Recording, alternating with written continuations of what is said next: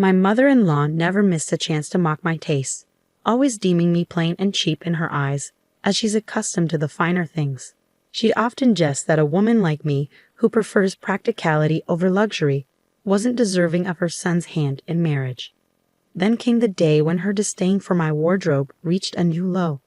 While wearing one of my modest dresses, she deliberately spilled wine on it, adding insult to injury. But karma has a way of revealing truths.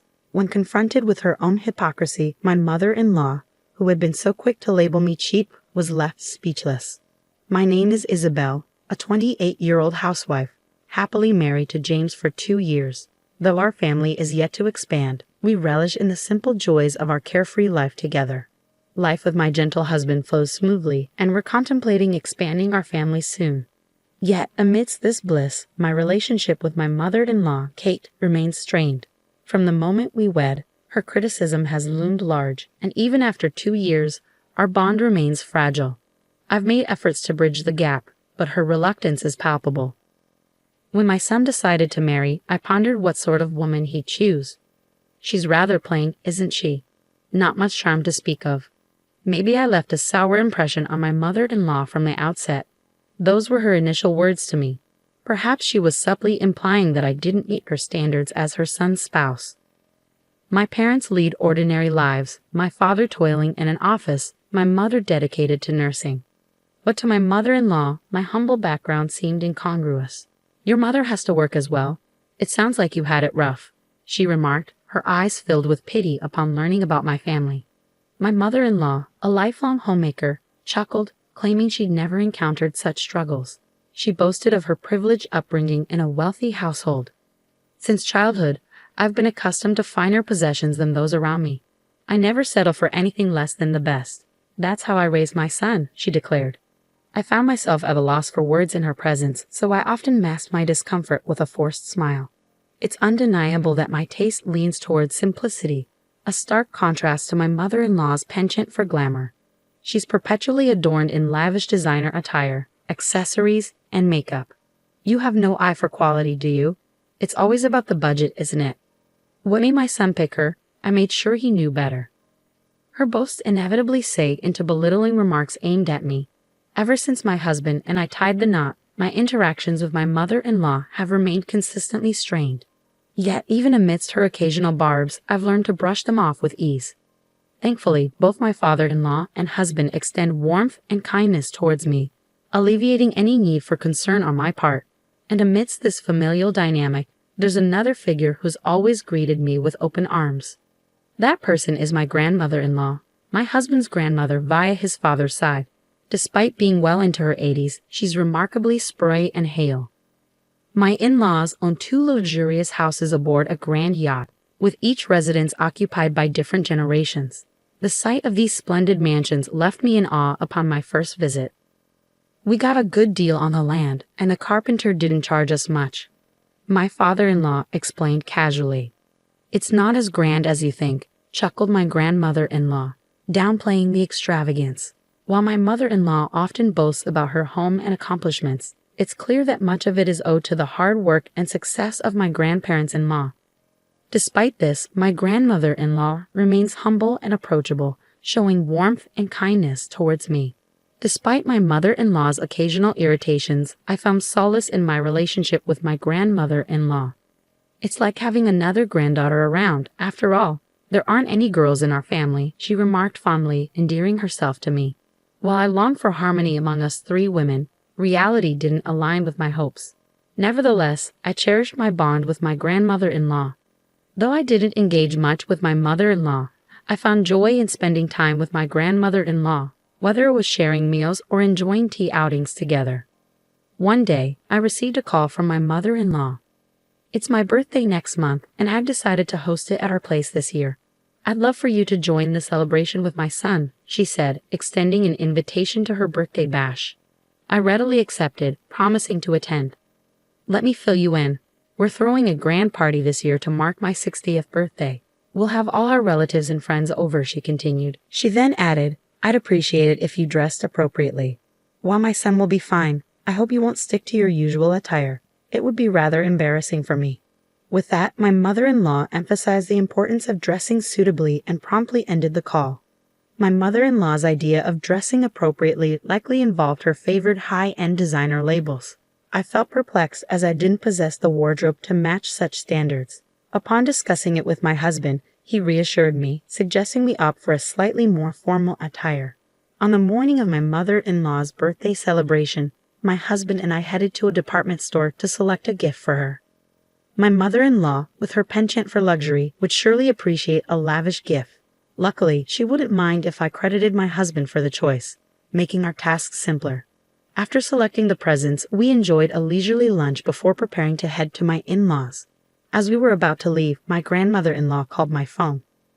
"Come over to my place now," she urged. I explained that I was currently out but would head home shortly to change before making my way to my mother-in-law's party. "Just come over as you are," my grandmother-in-law insisted over the phone, assuring me that there was no need to change my clothes and urging me to hurry. Curiosity piqued, I decided to make my way to her house to see what was going on. I asked my husband to head home and change while I went to visit my grandmother-in-law, promising to meet him at my in-laws later. Arriving at her doorstep, my grandmother-in-law greeted me with a hearty laugh, beckoning me inside. Amidst her laughter, she shared details about my mother-in-law's upcoming party. "It seems like quite the affair. Deliveries have been arriving at their house since this morning," she remarked. From my grandmother-in-law's place, I had a clear view of my in-laws' residence, where vendors had been bustling in and out since early morning. I caught wind that a grand floral arrangement had just been delivered, igniting my mother-in-law's excitement. "My daughter-in-law sure knows how to make a statement," my grandmother-in-law remarked proudly, leading me into the cozy sitting room at the rear of the house. Lining the room were several elegant Polina trunks. With a flourish, my grandmother-in-law unlocked one and retrieved something from within. "Isabel, dear, you were told to dress up today, weren't you? Here, take my dress. This way, she won't have anything to fuss about," my grandmother-in-law beamed, presenting a stunning dress before me. It was evident that the garment held a special place in her heart, meticulously cared for and exquisitely beautiful. "It's a gem, really. I hardly wear it nowadays. It's a shame for it to gather dust. I thought it would be a perfect fit for you, Isabel," she continued, retrieving matching accessories from the chest with a sense of generosity and warmth. My grandmother-in-law seemed to pick up on my mother-in-law's implications, suggesting that I adorn myself in something grand to deflect any criticism. Though I lacked knowledge about dresses, the way my grandmother-in-law spoke hinted at its extravagance. When she offered it to me, I was taken aback. "I can't possibly accept such a lavish gift. I'm truly sorry," I replied, hesitantly declining the dress. "It's all right, dear, it's all right. I trust to cherish it as much as I have. That's why I want you to have it," she reassured me with a gentle smile, gently urging the dress into my hands. With her skilled hands, my grandmother-in-law swiftly dressed me, transforming me into a vision of elegance. "I haven't worn a dress since my 21st birthday," she chuckled, reminiscing.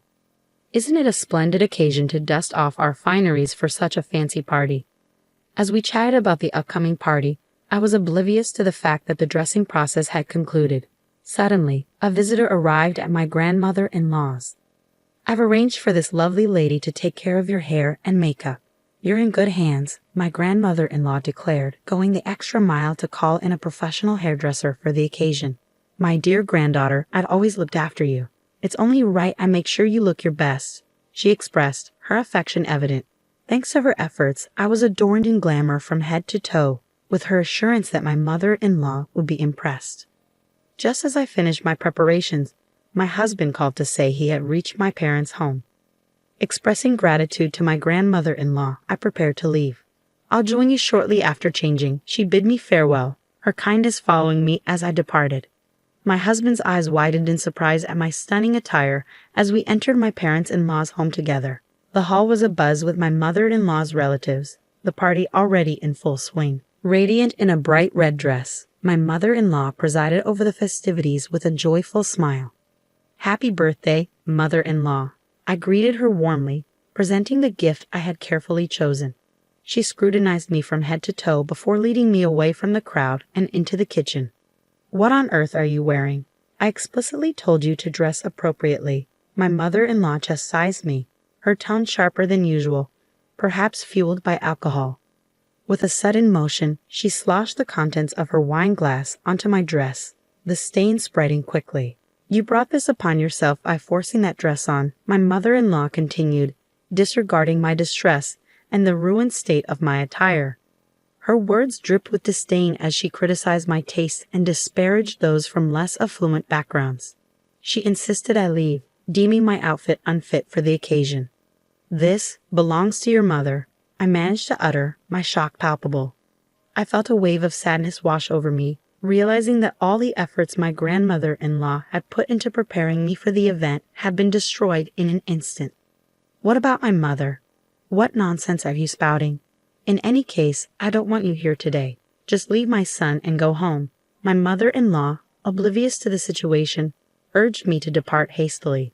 Just then, I heard my grandmother-in-law's voice from behind me. "What's cheap? Are you referring to my dress?" I turned to find my grandmother-in-law by my side, her concern evident as tears welled in my eyes. "Oh dear, this is dreadful," she lamented, examining the stain on my dress.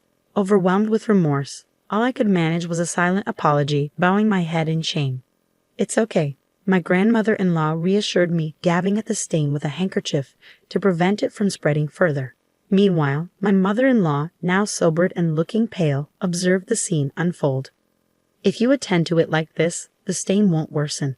I'll fetch some stain remover to tackle the rest," my grandmother-in-law explained, her gaze warm and comforting as she turned to my mother-in-law. "As for the cheap dress, which one are you referring to?" "This particular one was custom-made long ago, worth several $1,000s.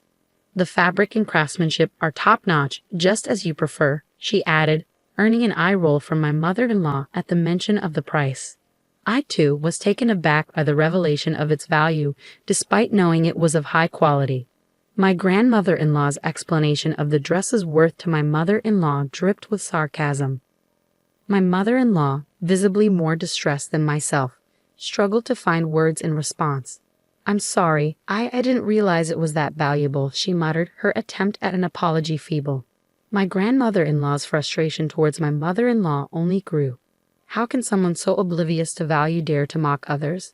You who prance around with flashy labels and expensive items have no concept of true worth, do you? You're utterly disgraceful, embarrassing me. My grandmother-in-law's words, now sober and resolute, left my mother-in-law speechless, unable to offer a rebuttal, her gaze fixed downward. People with discernment understand. You who only possess inexpensive dresses fail to grasp. My grandmother-in-law's sarcasm towards my mother-in-law was palpable. She echoed the very criticisms my mother-in-law had once directed at me. It was clear my mother-in-law felt the sting of embarrassment as her face flushed crimson. Unable to offer a retort, my mother-in-law remained silent, her lips tightly pressed together. Seeing her distress, my grandmother-in-law shifted her attention to lecturing her about her treatment of me. "How could you belittle a daughter-in-law from another family?" she chided. My heart went out to my mother-in-law, who appeared on the verge of tears, listening to the rebuke in silence. "Let's call it a day. Isabel and I won't be staying any longer. Enjoy the rest of the party." My grandmother-in-law concluded her lecture towards my mother-in-law, signaling an end to the confrontation. Her once vibrant red dress, chosen with such anticipation for the celebration, now seemed out of place amidst the tension. "Wait here. I'll fetch some alternative attire for you from home." I excused myself to change into my own clothes, provided by my thoughtful grandmother-in-law. My husband accompanied me back to her house. Upon hearing the tale from my grandmother-in-law, my husband's ire was palpable.